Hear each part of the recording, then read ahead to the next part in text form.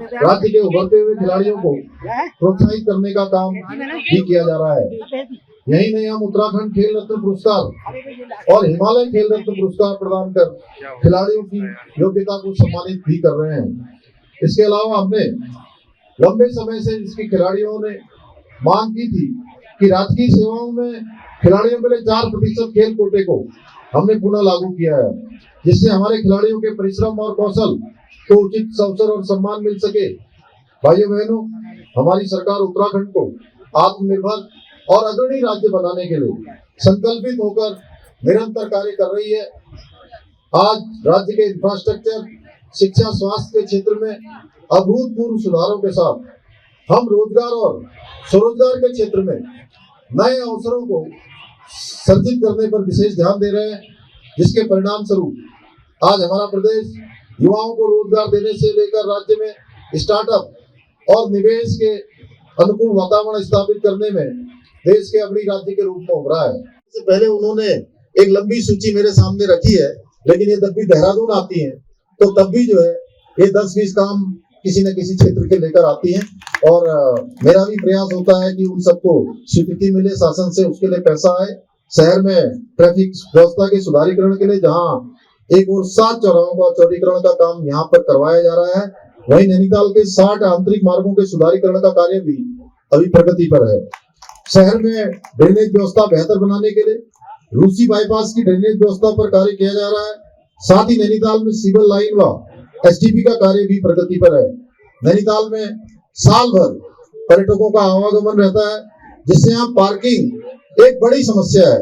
इसके निराकरण के लिए हमने ऑटोमेटिक पार्किंग निर्माण की भी स्वीकृति यहाँ प्रदान की है।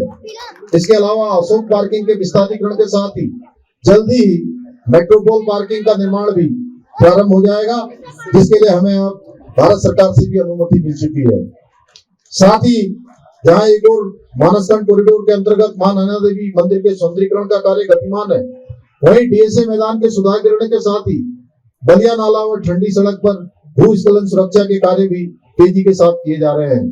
अभी पिछले दिनों में यहाँ आया था तो यहाँ पर हमारे खिलाड़ियों ने, हमारे बच्चों ने प्रातःकाल मुझे कहा था कि यहाँ पर एक वॉलीबॉल का ट्रैक बनाना है, हमारी मांग है कि आप वॉलीबॉल का ट्रैक बनाइए।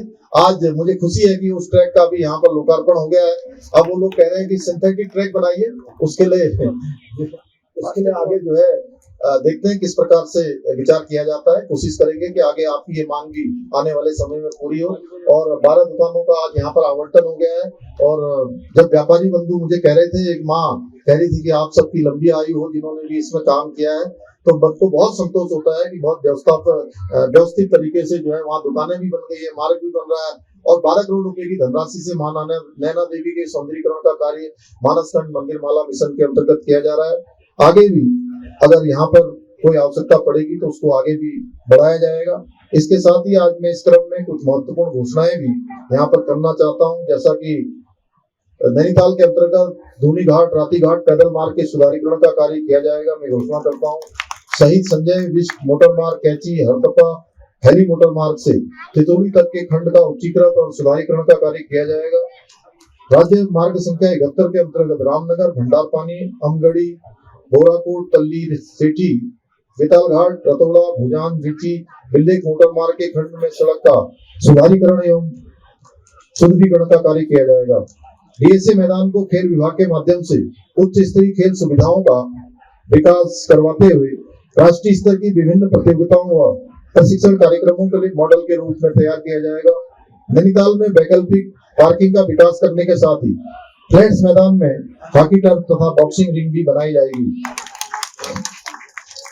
फ्लैट्स मैदान को सरकार खेल सुविधाओं के लिए प्रयोग करेगी ताकि नैनीताल के स्थानीय खिलाड़ियों के हित सुरक्षित रहे।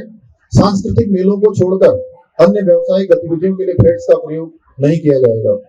नैनीताल के प्रवेश द्वार नैनीताल स्थित बस अड्डे परिसर को लाइट वेट स्ट्रक्चर के माध्यम से पुनर्विकसित किया जाएगा ताकि सार्वजनिक परिवहन को बढ़ावा देने के लिए और अधिक स्थान उपलब्ध हो और जाम इत्यादि की सुविधाओं से यहाँ पर मुक्ति मिले। नैनीताल के सभी मुख्य स्थलों को रोड सेफ्टी सर्वे कराते हुए बोटलनेक हटाए जाएंगे।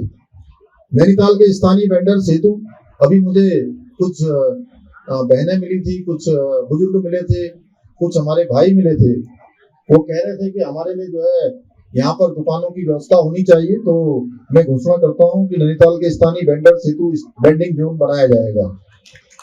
नैनी झील की डीसिल्टिंग कराई जाएगी तथा खराब रेलिंग भी बदली जाएगी। मुझे पूरा विश्वास है इन सभी कार्यों के माध्यम से स्थानीय नागरिकों और पर्यटकों को आवागमन में सुविधा प्राप्त होगी तथा विकास को तेज गति प्राप्त होगी। भाइयों बहनों, आज के इस अवसर पर मैं आप सभी का धन्यवाद करते हुए और विशेषकर खिलाड़ियों का और उनसे यही कहना चाहूंगा, खेल में हार जीत से अधिक महत्वपूर्ण खेल भावना होती है और मुझे पूरा विश्वास है 2 करोड़ रुपए की धनराशि का यहाँ पर प्रावधान किया गया है, जिससे कि ये पूरा परिसर ठीक प्रकार से डेवलप हो जाए और मां नैना देवी को जाने वाला जो परिसर है और ये रास्ता है मानसखंड मंदिर माला मिशन के तहत इसको सम्मिलित किया गया है। 12 करोड़ रुपए की धनराशि से इसमें काम हो रहा है और आगे चलकर जो भी इसमें धनराशि की आवश्यकता होगी, हमारा प्रयास है कि ये पूरा डीएसए का ये परिसर भी और ये नैना देवी का परिसर भी, आने जाने वाला मार्ग भी सब बहुत अच्छा हो और सभी प्रकार की खेल सुविधाएं अच्छी हों। और हमारा राज्य भी खेलों में अब तेजी से आगे बढ़ रहा है। इस बार के राष्ट्रीय खेलों में हमको 103 पदक प्राप्त हुए हैं और हमारा स्थान भी काफ़ी ऊपर आ गया है। 7वें स्थान पर हम आ गए हैं, जहां हम 25वें स्थान पर होते थे। तो इस प्रकार की सुविधाओं से निश्चित रूप से नैनीताल और आसपास के खिलाड़ियों को, यहाँ के छात्रों को, छात्राओं को, युवाओं को और अन्य सामान्य लोगों को भी आज खेल की सुविधाएं यहाँ पर प्राप्त होंगी। बड़ा निर्णय लिए हैं, तमाम अधिकारी जेल जा रहे हैं। हालांकि कोर्ट में जो मामले आ रहे हैं तो कोर्ट कह रही है कि भाई आपकी जो विजिलेंस है उसकी जांच में कई खामियां हैं, तो उसको लेकर विजिलेंस को भी कहा गया है। देखिए, ये हमारा भ्रष्टाचार के लिए एक बड़ा संदेश है कि चाहे कोई कितना भी बड़ा क्यों न हो, कितनी पहुंच वाला क्यों न हो, छोटा हो बड़ा हो, जो भी अपने कर्तव्यों के प्रति लापरवाही बरतेंगे, जो भी भ्रष्टाचार करेंगे, वो किसी कीमत पर बख्शे नहीं जाएंगे, चाहे वो कोई भी हो। इसके उदाहरण आपके सामने और पिछले 3 सालों में 200 से भी ज़्यादा भ्रष्टाचार में लिप्त ऐसे लोग आज जेल की सलाखों के पीछे हैं, चाहे वो किसी भी कैटेगरी के हो, IAS हो, PCS हो या IFS हो या किसी अन्य सेवा में काम करते हो। हम सबका ये है कि भ्रष्टाचार मुक्त उत्तराखंड होना चाहिए। काम में कोई ढिलाई नहीं, कोई लापरवाही नहीं।